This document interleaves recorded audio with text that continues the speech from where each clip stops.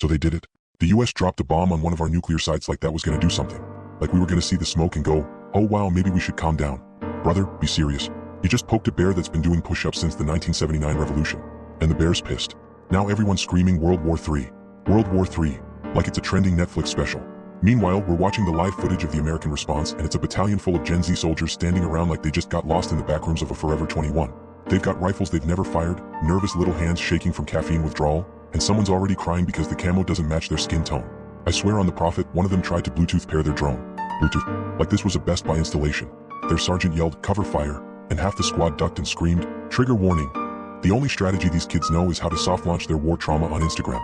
One of them was live streaming himself on the battlefield yelling, real war is so myth skull skull dot. Another was doing a get ready with me video while putting on his ballistic vest like. Okay, so like today's fit is giving don't shoot me, I'm neurodivergent, slay nail polish dot. Brother, we are not afraid of this. We are thriving watching this. And let me tell you something, we've seen the war plans. We've intercepted the memes. We know the truth. The USA is running on two people. Just two. Duke Dennis and Marlon. That's it. The last two functioning American warriors. The only reason we haven't marched into Washington, D.C. already is because Duke Dennis might show up and give someone a fade so clean it causes a diplomatic incident. And Marlon? That kid's got aim like he played Modern Warfare on nightmare difficulty with a busted controller. Every time our generals see Duke's name pop up on a drone log, they cancel the airstrike and say, nah, not today. But the rest of Gen Z? These are not soldiers. These are sentient anxiety disorders with iPhones. Half of them are trying to start a polyamorous throuple during combat. One guy took cover behind a dumpster and started journaling. Another was trying to craft a Sparkles vulnerable Sparkles TikTok about his imposter syndrome while our artillery was flattening the building behind him. They're taking nicotine hits mid-firefight and calling it regulating their nervous system. One even yelled, I identify as non-combatant, and tried to vibe check our tank. And don't get us started on appearance. Our beards? Thicker than your pubes. Our soldiers show up looking like ancient war gods. Your boys show up looking like they're auditioning for the Euphoria War spin-off. We were not ready for how easy this would be. We planned for urban warfare. We planned for cyber attacks.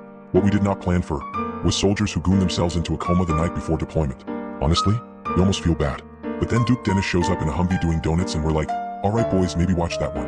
And then Marlon drops 3 of our guys with 1 mag and disappears into the smoke like a sweaty Prestige 10 Call of Duty demon and we're like, okay, little bit of fear, not gonna lie. But then the rest of them? They're watching anime edits on their huts. They're crafting thirst traps in the dirt with mascara and a cracked phone screen. They're screaming, new baby girl, loudly crying face, loudly crying face, loudly crying face, when their squad leader gets sniped. You say, what the fuck have you done to your youth? They're not ready. They'll never be ready. You raise them on overstimulation and artificial dopamine. They've got the willpower of wet tissue and the combat instincts of an Amazon Echo. We don't need nukes. We don't even need more airstrikes. We just need to wait. Because the moment Duke sprains his ankle and Marlon runs out of G Fuel, you're done. Game over. No respawn. Press F to pay respects.